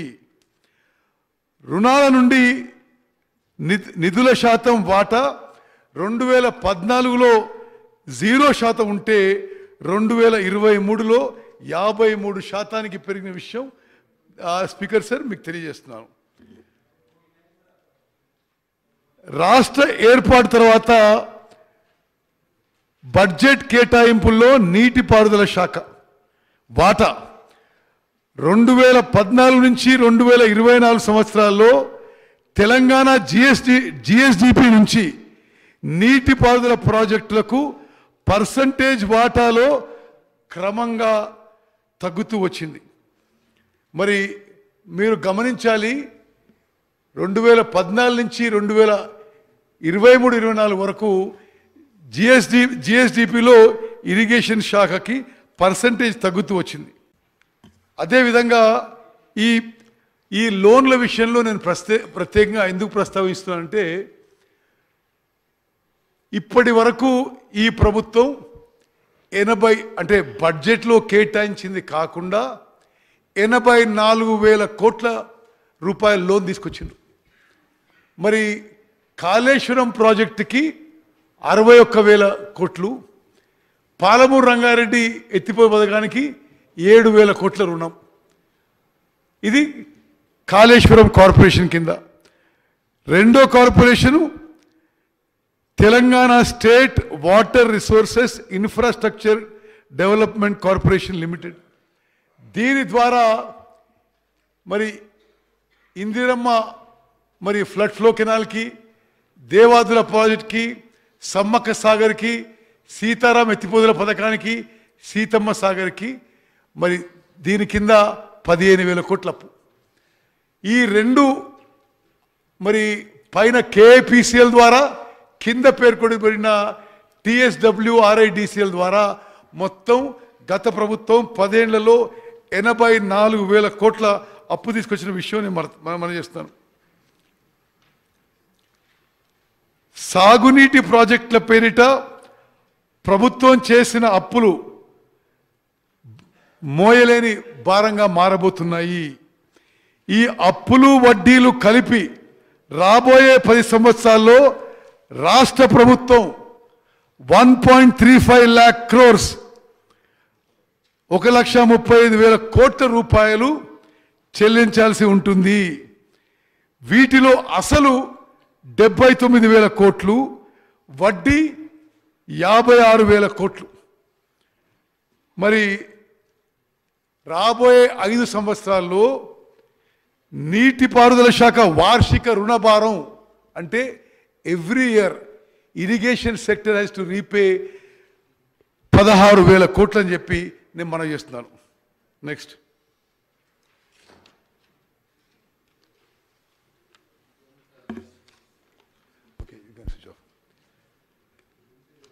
నేను అధ్యక్ష ఇంకో 3-4 మినిట్స్లో 5 మినిట్స్లో సమ్మరైజ్ చేసి ముగిస్తాను. నేను సమ్మరైజ్ చేసేటప్పుడు కొన్ని విషయాలు రిపీట్ చేస్తున్నాను. అది తప్పనిసరిగా మరి తెలంగాణలో ప్రజానీకానికి, రైతులందరికీ తెలియాలనే ఉద్దేశంతో ఈ సమ్మరీలో కొన్ని విషయాలు రిపీట్ చేస్తున్నాను. తెలంగాణ రాష్ట్రం 2014లో ఏర్పాటైనప్పటి నుంచి సాగునీటి ప్రాజెక్టులపై అప్పటి ప్రభుత్వం భారీగా ఖర్చు చేసింది. కానీ వచ్చిన సామాజిక ఆర్థిక ప్రయోజనానికి పెట్టిన ఖర్చుకి పొంతన లేదు. దీనివల్ల రాష్ట్ర ఖజానాపై తీవ్రమైన భారం పడింది. దీనికి ప్రధాన కారణం సరైన ప్రణాళిక లేకుండా అనేక నీటిపారుదల ప్రాజెక్టులను ఒకేసారి చేపట్టడం వల్ల అవి అసంపూర్తిగా ఉండి చివరి ఆయకట్టు రైతులకు సకాలంలో నీటిని అందించలేని పరిస్థితి ఏర్పడింది. నేను ముందు చెప్పిన విషయం ఫిగర్ ఒకసారి నేను మరి సభ్యులందరికీ ఒకసారి గుర్తు చేస్తున్నా. తెలంగాణ రాష్ట్రం ఏర్పడిన తర్వాత 1,81,000 కోట్లు ఖర్చు చేసినప్పటికీ కేవలం 15 లక్షల ఎకరాలు మాత్రమే సాగులోకి వచ్చింది. అనగా ఎకరాకు సుమారు 11,44,000 రూపాయలు భారీ ఖర్చు అయింది. మరి 2014 ముందు తెలంగాణ ప్రాంతంలో నీటిపారుదల ప్రాజెక్టులపై 54,000 కోట్లు ఖర్చు పెట్టి 57 లక్షల ఎకరాల ఆయకట్టు సాగునీటి వసతి అందించబడింది. అధ్యక్ష, మీకు ఒక ఉదాహరణ చెప్తా, వాళ్ళది ఎంత అనాలోచితం, ఎంత వితౌట్ ప్లాన్. ఇది పోయిన సంవత్సరం గత ప్రభుత్వం యొక్క బడ్జెట్లో జస్ట్ 1 year బ్యాక్ వాళ్ళు ప్రజెంట్ చేసింది. దాంట్లో ఏమంటారు అధ్యక్ష,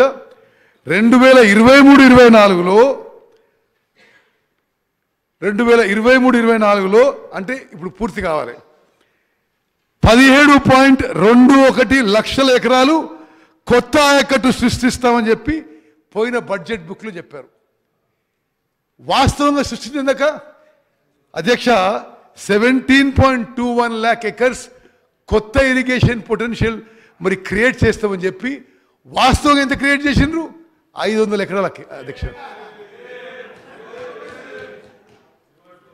2023-24లో 17.21 లక్షల ఎకరాల ఆయకట్టుకు నీరు అందించవలసి ఉండగా ఇది పోయినసారి ప్రింటెడ్ బడ్జెట్ బుక్.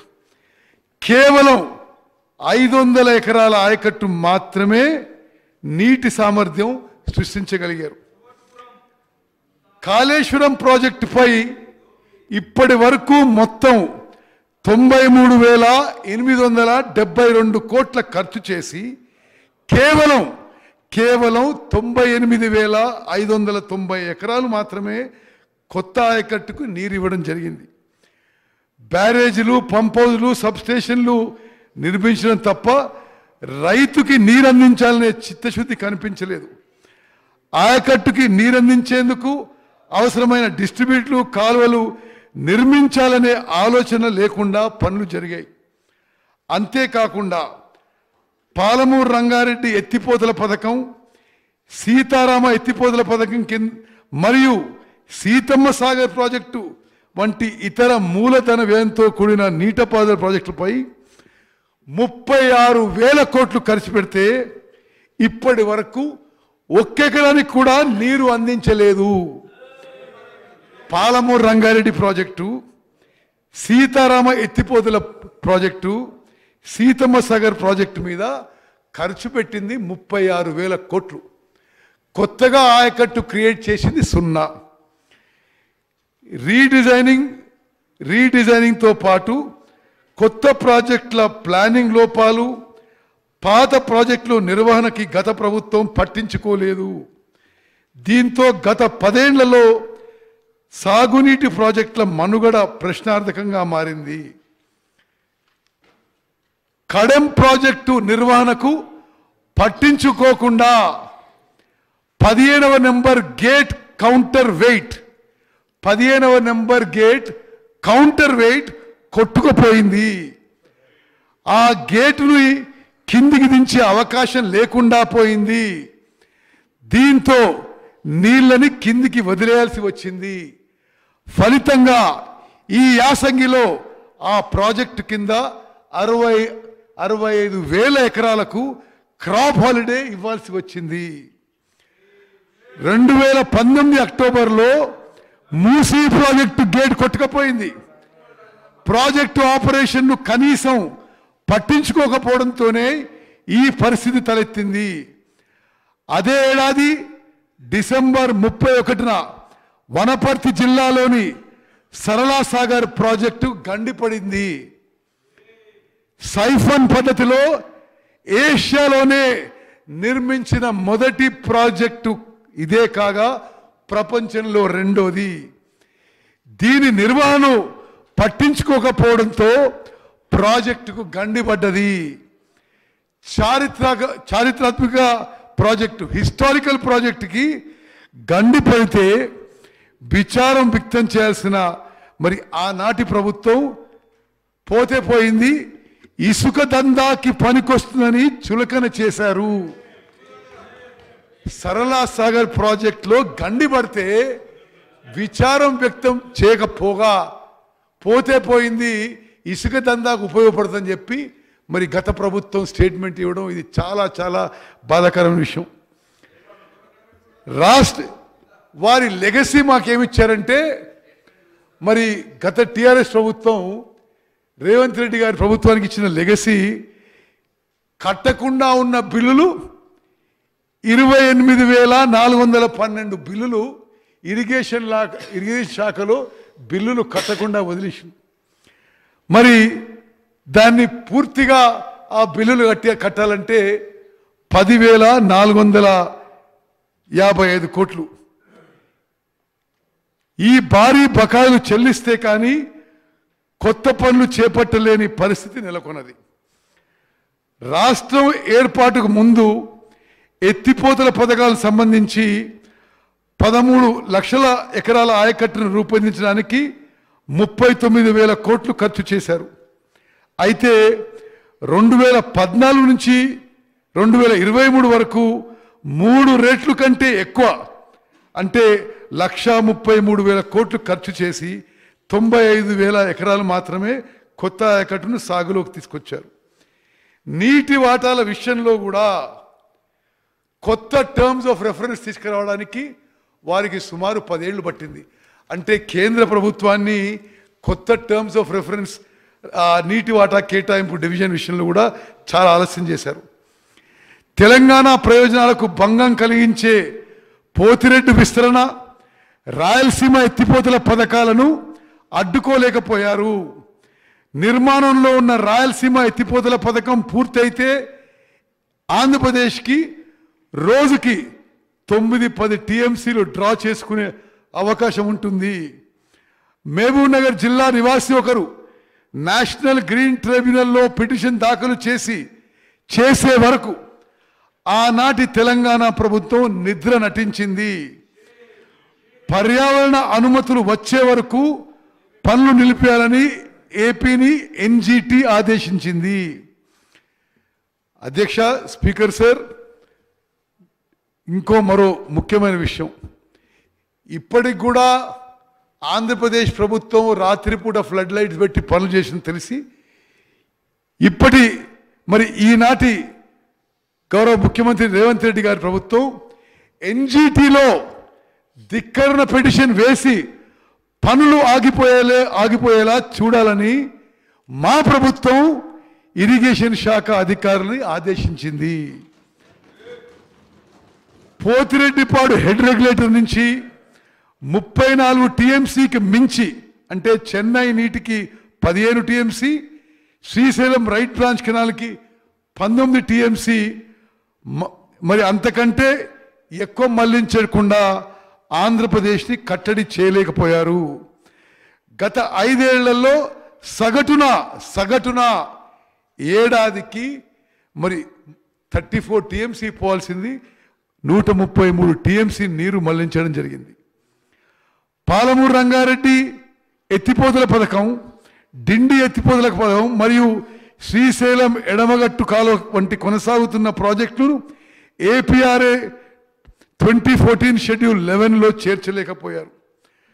మహారాష్ట్ర రాష్ట్రాన్ని లెండి ప్రాజెక్ట్ హెడ్ వర్క్స్ పనులను పూర్తి చేయడానికి ఒప్పించలేకపోయారు.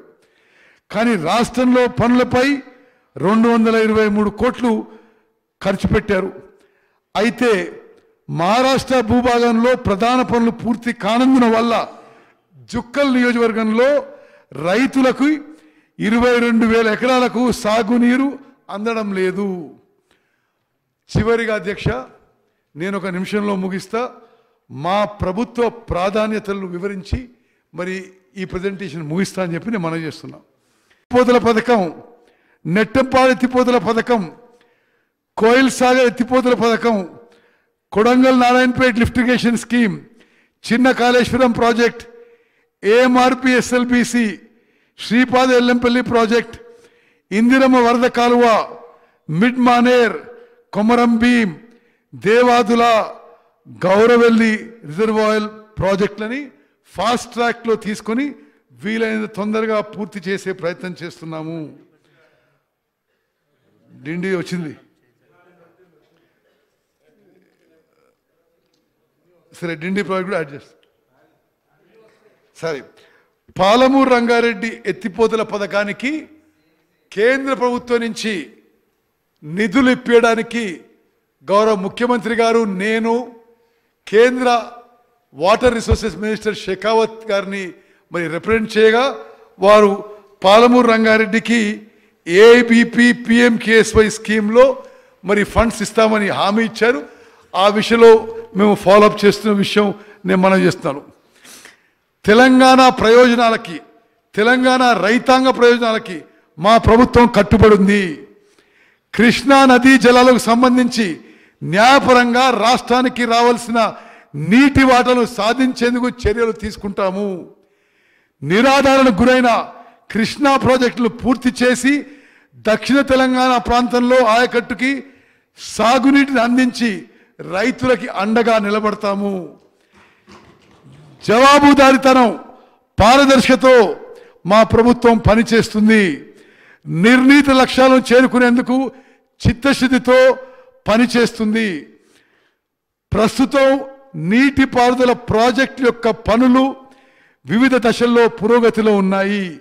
అవినీతి ఆస్కారం లేకుండా సమర్థమైన వినియోగంతో గరిష్ట ఆయకట్టుకు సాగునీటిని అందించేందుకు తగినన్ని నిధులు కేటాయిస్తేనే లక్ష్యం నెరవేరుతుంది. ఆ దిశగా కార్యాచరణ రూపొందించుకుంటాం. అందుకే ఈ ప్రభుత్వం తెలంగాణ ప్రజల ప్రయోజనాలను దృష్టిలో ఉంచుకొని పనుల స్థితిగతుల ఆధారంగా ప్రాజెక్టులకు సముచితంగా ప్రాధాన్యతనిస్తూ అవసరమైన నిధులు అందించడానికి కట్టుబడి ఉంది. అధ్యక్ష, సమ్మరైజ్ చేయడానికి ఈ మధ్యకాలంలో కొంతమంది పెద్ద మనుషులు మేడిగడ్డ, అన్నారం, సుందిల్లా బ్యారేజ్లు మేము రిపేర్ చేస్తుంటారు. చాలా స్పష్టంగా ఈ శాసనసభ ద్వారా ప్రకటిస్తున్నాము. కొత్తగా నిన్న రాత్రి నుంచి అన్నారం బ్యారేజ్లో కూడా లీక్ పెద్దగా మరి డ్యామేజ్ జరిగే ప్రమాదం స్పష్టంగా అవపడుతుంది. మరి గౌరవ ముఖ్యమంత్రి రేవంత్ రెడ్డి గారి నాయకత్వంలో ఆ 3 బ్యారేజీలను కూడా నేషనల్ డ్యామ్ సేఫ్టీ అథారిటీకి అప్పచెప్పి ఎంక్వైరీ చేయించి వారి ద్వారా వే ఫార్వర్డ్ అన్వేషించి ముందుకు పోతామని ప్రకటిస్తున్నాను. అదేవిధంగా విజిలెన్స్ ఎంక్వైరీలో తేలిన వాస్తవాలు బట్టి ఈ ప్రభుత్వం కఠిన చర్యలు తీసుకోబోతున్నాము. Controller and auditor general of India ఈ రాష్ట్రాన్ని గత ప్రభుత్వం నిర్వాహకం వల్ల మరి అప్పులో ఊబిలో మరి నెట్టేసిన విషయం కూడా తెలంగాణ ప్రజానీకానికి తెలియజేస్తున్నాము. కాళేశ్వరం ప్రాజెక్టుకి ప్రతి సంవత్సరం 10,000 కోట్ల ఎలక్ట్రిసిటీ బిల్లు, 15,000 కోట్ల మరి ఫైనాన్షియల్ బర్డన్ ప్రతి సంవత్సరం కాళేశ్వరం ప్రాజెక్ట్ ద్వారా రాష్ట్రానికి 25,000 కోట్ల బర్డన్ పడబోతున్న విషయం మరి ఆ ప్రాజెక్టు వాళ్ళు ప్రపంచంలోని అద్భుతమైన ప్రాజెక్టుగా మరి ప్రొపగాండా చేసుకున్న విషయం మరోమారు తెలంగాణ ప్రజానీకాన్ని తెలియజేసి తప్పనిసరిగా ఏ ప్రాజెక్టులు అయితే త్వరితగతిన పూర్తి చేసి కొత్తగా ఆయకట్టు ఇవ్వగలుగుతామో ఈ ప్రభుత్వం ముందుకు పోతుంది. బడ్జెట్లో ప్రకటించినట్టుగా ఈ ఆర్థిక సంవత్సరంలో 7 లక్షల ఎకరాలు కొత్త ఆయకట్టు సృష్టించే విధంగా మేము ముందుకు పోతామని స్పష్టమైన ప్రకటన చేస్తూ మీరు ఈ సమయం ఇచ్చినందుకు ఈ పవర్ పాయింట్ ప్రెజెంటేషన్ అవకాశం ధన్యవాదాలు తెలియజేస్తూ ముగించుకుంటున్నాను. ధన్యవాదాలు.